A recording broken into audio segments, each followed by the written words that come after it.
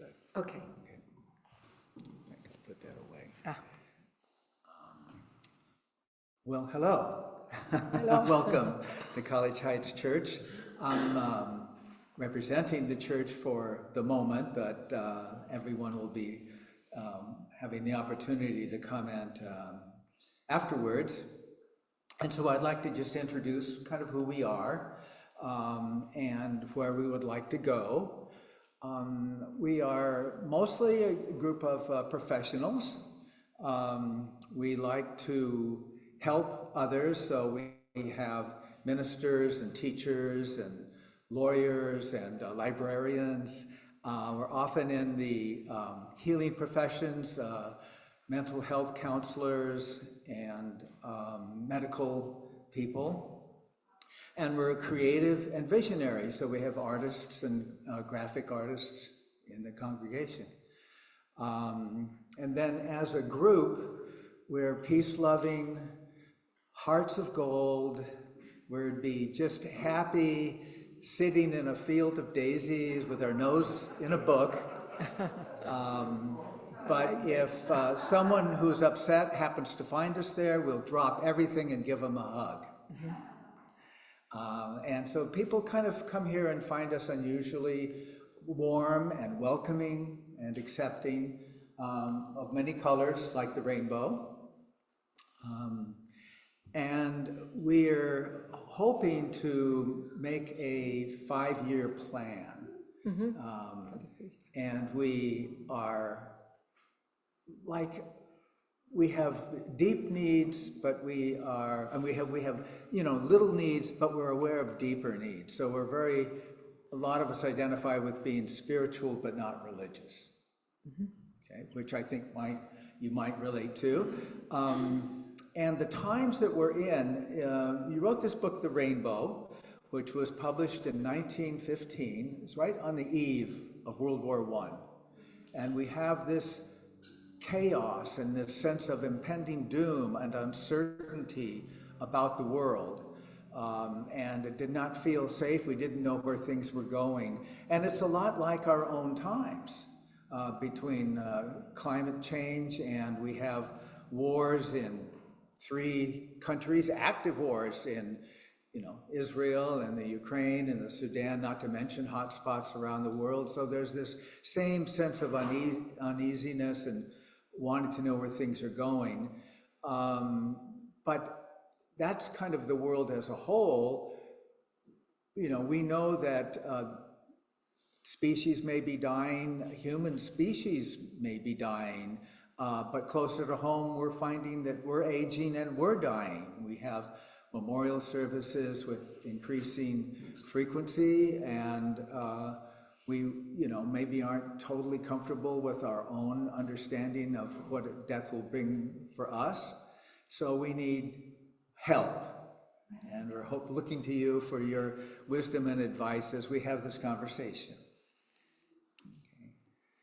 So, with pleasure, I'm representing the ghost of DH Lawrence, coming directly from the UK, traveling overseas, and also directly from Italy, because that's where I spent as a ghost most of his life, traveling all over the world, looking for a gospel, for a new ubiquitous system, for a new perfect way of living within oneself, within the environment, within the surrounding community. So he was a person I was in transit for all my life. And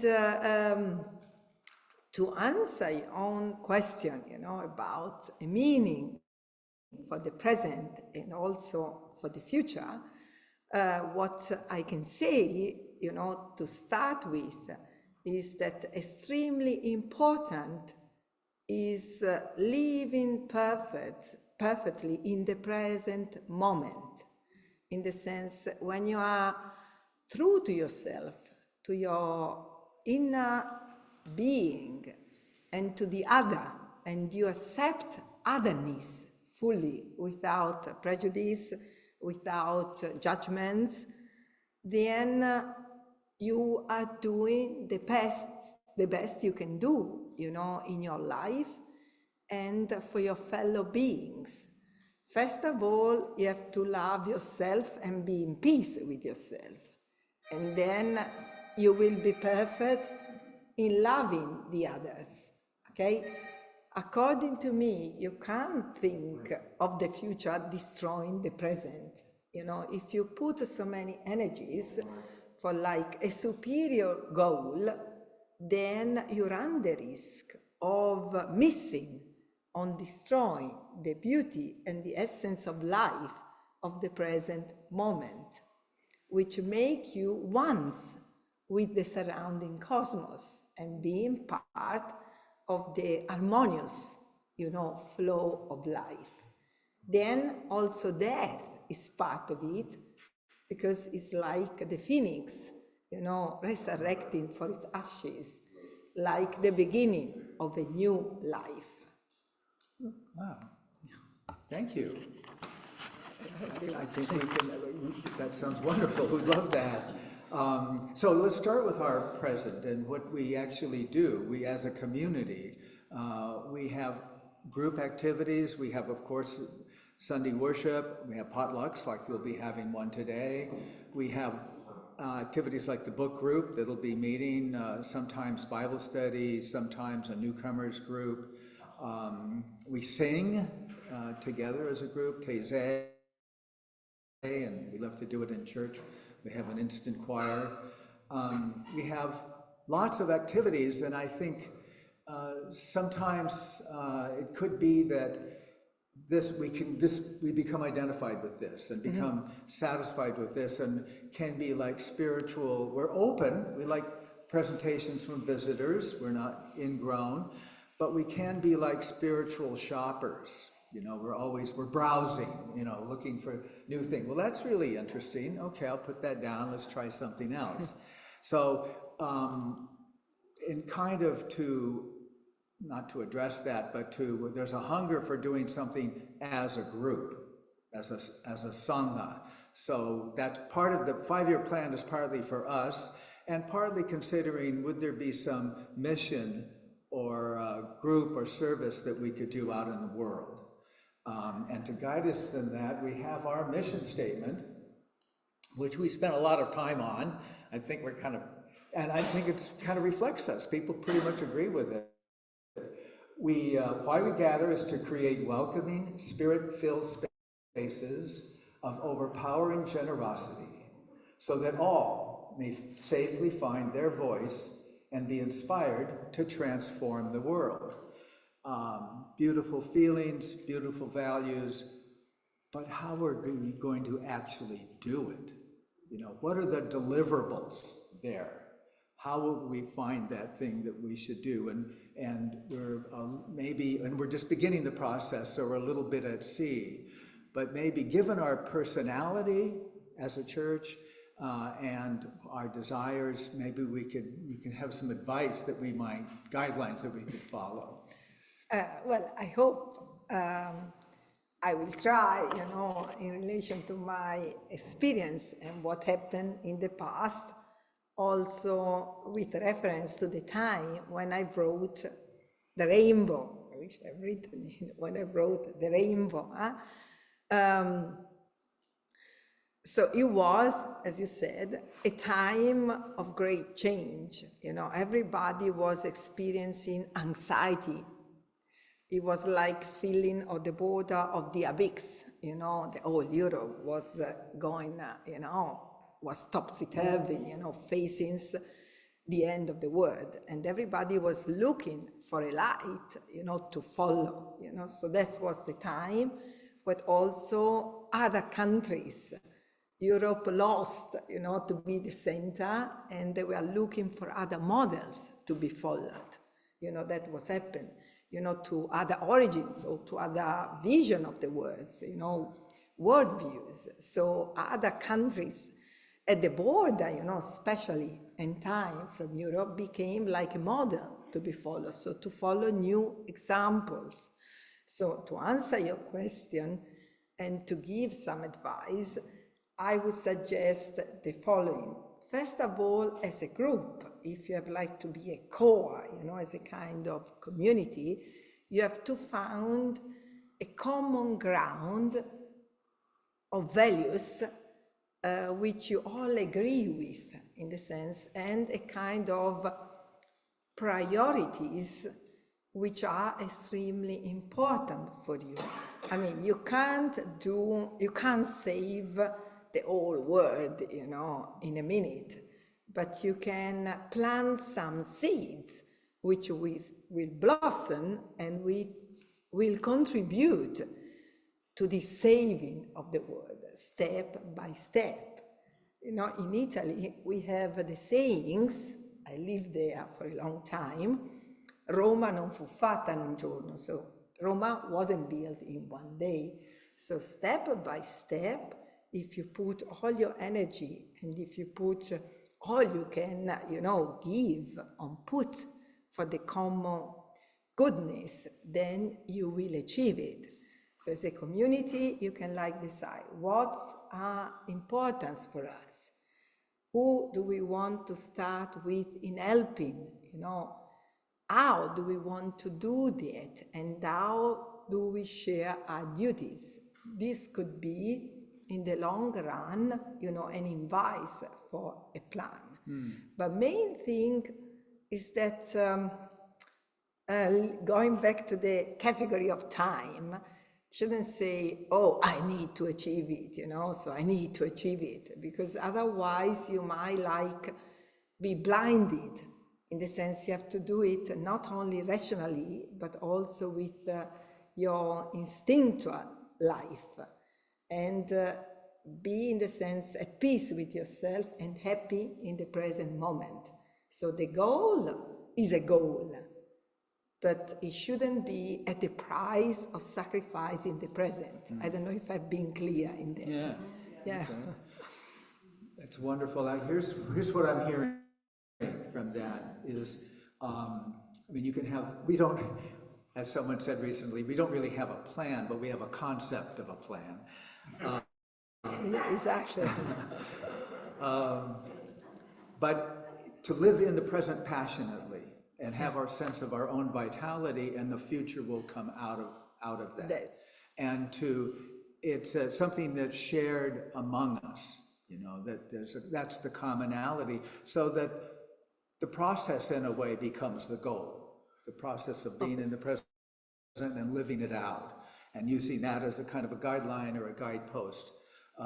But to recognize we're not by ourselves, we are a group that's part of the larger group, right? So that's what's important.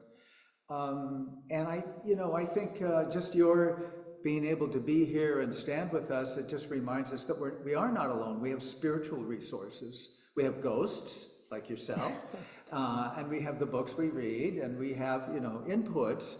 But the bottom line is to act on it and live it. Have that sense of vitality. Excellent. Yeah, Okay. I like that. You like that? Yeah. Can I add something more in relation to book reading? Because I'm part also of different book readings. An advice, I don't know, when you choose a book, you certainly will, I guess, you vote for it. You select if you vote for it. And then it's good to, from my point of view, from my experience, it's good to have always a sort of critical insights in the book, not just praise it, but see also, something which could have been written in a different way, or more appropriate to the present moment. So book reading, and when you share a book that you have read all together, is excellent if it becomes the source of a very productive discussion. I mean, not that just I've read it, enjoyed it in one evening, I like that, but it's good if you create a sort of very deep critical insight, like underline and unfolding good and bad sides, and also reflect on the way which could have written, differently. That's just a suggestion, so that you're like almost rewriting or creating, a new book and planting new seeds for new blossoming. Yeah. So we're kind of a co-writer of any book that we read. Exactly, Okay, exactly. cool. Yeah. Thank you. And we may have some reactions and responses from people. I thought the conversation was very interesting. I've never talked with a ghost before. Does Flesh and anyone have bones. any Question. thoughts? Oh, yes, Kaji. I love what you said about this present moment. That's all we have. Yeah. Yesterday's gone. History. Tomorrow is We don't know what is happening. Yeah. present moment. Yeah. We've got to be grateful to be in this moment as we have. Yeah. The other thing I love what you said is small steps, small moments. You can't save the world. You can start by saving yourself. From there, small bits and pieces, small things at a time. Exactly. Yeah. I mean, even one small step, then eventually, in the long run, can save the world. But you can't like pretend of doing everything. Right away. It would even be presumption, because abilities are limited. But if you do the right step by step, in the present moment, then the results will come. That's my idea, at least. Yeah. Yeah, please. Well, there was, DH Lawrence, is known for talking about sexuality. And in your conversation, you didn't say anything about sex with each other. He's so disappointed. I was looking forward to something about that. Oh, I will answer that. I could even, talk for hours about the topic. Yeah. Yeah. So, okay, you would like to know something about DH Lawrence's view about sexuality and relationship between the sexes. Yeah, okay. Okay. Lawrence is known, especially for Lady Chatterley's Lover. That's how he became known to the common audience. But Lady Chatterley's Lover was not my first book, my best book. It was a book full of anger. I was like protesting against the prejudice of my fellow being, especially, England, who had persecuted me, for so many years.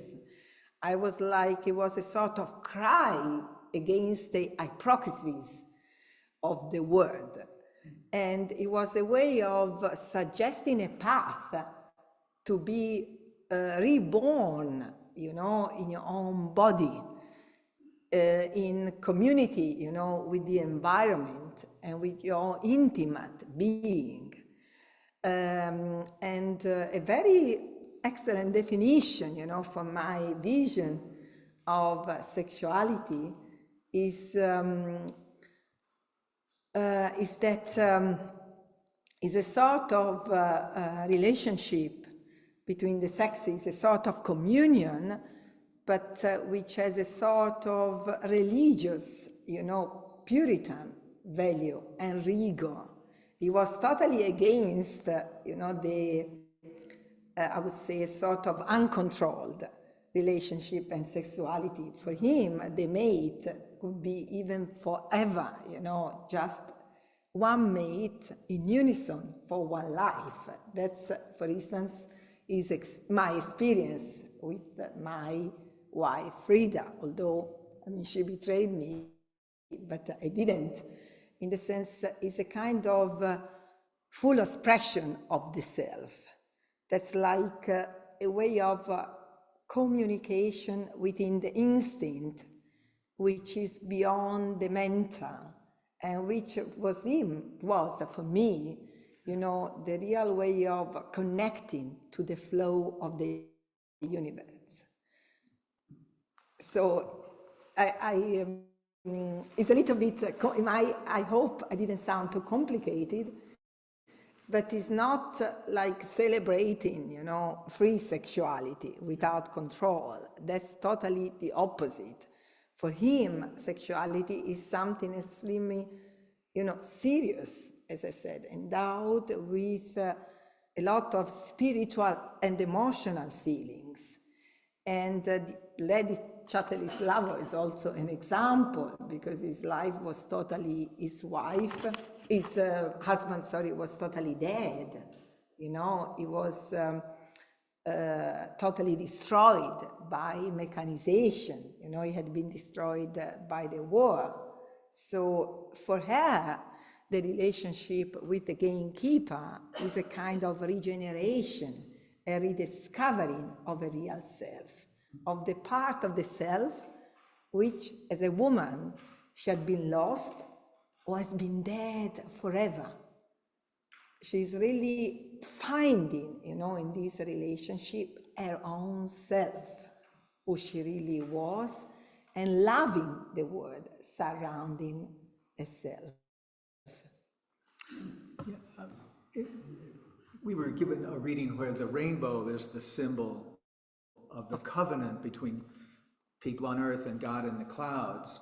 And I think for Lawrence, sexuality was a symbol of the relationship between man and woman, so that it's the contact, it's the relationship that creates the meaning of who we are. And he wanted to really highlight the naturalness of it and the passion of it. It's not about sexuality per se, but the symbolic Exactly. connection.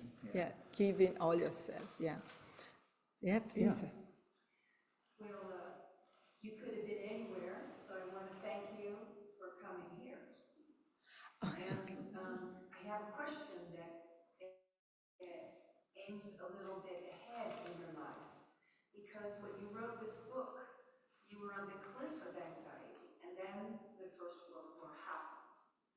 And there were losses beyond anything anybody could imagine, and of course this made people very upset and angry. And I wonder if you could share with us how you managed to maintain your connection to self, to the universal presence through that. Maybe you have some advice for us, because our times are pretty shaky and we are also at the edge of the cliff. So I would be interested in what you discovered. For me, at that time, the only solution was escape, which is probably, I would be happier if there would be another solution for you at the present moment. I had to leave England, you know, because I was persecuted there. Then I traveled to Italy, to Australia, you know, to Mexico and New Mexico.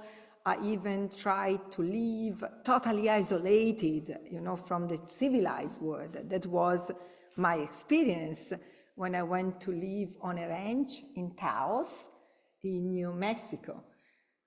And then I went back to Europe, because to Europe, back to Italy, and then finally my last novel was like find myself again in the country I originally belonged to. Indeed, Lady Chatelislava is set in England. So for me, it was a way of creating a small community of my wife and a group of friends. I lived in Cornwall during the time of the war, and we were totally isolated with Catherine Mansfield and John Middleton Mary. We were just a part, you know, of four, facing, you know, the, I would say, turmoil in the outside world. So there is an already made solution. The only advice is not isolate yourself, look in the sense around and try to put an end of what is going, you know, down the abyss, and try to keep it afloat. And then certainly create a very good, strong community of people you can communicate with, you can share your things with, your feeling. Never isolate yourself, because isolation is leading to death. You know, no man is an island. So we are, we are human beings, so we live in a community. Of course, with the strength of the community, we can like put our hands, you know, in what is going wrong around the world and try to let it go in the right direction. I don't know if the advice has been useful, because at that time when I wrote the Rainbow, we thought that the war, before I started, the intellectuals thought it could have been something good, to break with the past, to sweep off the ancient regime, privilege, you know, that to create a community of a better world. But it wasn't that. It was a suicide for all Europe. There was no winner and no loser. It was a total destruction. Yeah. My word in an essay was, First World War was a suicide for all Europe. And the worst thing about it, that I've written in an essay called With the Guns, that human beings were an instrument of the machine. You know, that's probably what's happening even in the present world. They didn't even look at the enemy. They didn't even recognize it. They were just an instrument of the machine, as if they were like pulling the trigger without even knowing who they were shooting at. And in the sense, it was a totally blind chaos of destruction that we had partly, you know, created. So our effort, I think, nowadays is to work as far as possible for peace, you know, and to avoid wars.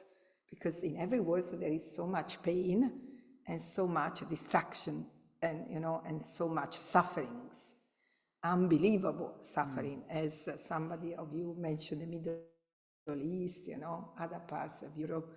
And that's really a huge, you know, disaster. Let David have the last word. David, did you? Oh, no, you didn't raise your hand? Oh, okay. Let John have the last We word. have more time, don't we? Boy, I mean, for me, for me it's a pleasure in a sense. I have one poem memorized. And it's those who go searching for love never find love, but those who give love do find love, and they never have to search for it. Yeah, wonderful, yeah. And I wonder if you could talk about his poetry, if you could talk about your poetry. Yeah, I wrote, you know, different genres, and poetry was a sort of ground, you know, to text, sometimes some styles. And poetry was an immediate also response to immediate experiences. I wrote in free verse. I'm one of the few writers from the UK, whereas in America you have a longer tradition with free verse. You know, the short line of William Carlos Williams, for instance. I'm just giving you a very simple example, or the long line of Allen Ginsberg. But in the United States, you're very good and clever at writing free verse. In Europe, we feel more the burden of the old metrical tradition. So one of the few, and many American poets quoted me for writing good free verse. And I don't know if you have in mind a particular poem, the one, you know, you mentioned, and it was like the immediate expressions of my own feelings. When I was in Tuscany, I wrote a poem about cypresses, the tree, and they were like embodying a secret which had been lost. I was looking at the trees and these flaming You know, the cypresses, they're like flames, especially the male type, because the female cypresses is like creating twigs going in different direction, whereas the male cypress is like a flame going up to the sky. So for me, looking at them, it was like understanding the secret of the lost Etruscans, of this lost civilization, which was totally in peace with the war, with the surrounding, you know, world. They were not like conquering like the Romans or fightings. They were like single cities cooperating together and living harmoniously, you know, with the surrounding environment. And then another part of my poetry is about the rights of every human being. I don't know if you remember the one starting with every human being should have food, shelter, and the right, you know, to live his own life. It shouldn't be, you know, prevented, in the sense declaring, and it was a kind of protest, vehicle for protest, my poetry, too, besides being a vehicle of discussion, discovery and expression of my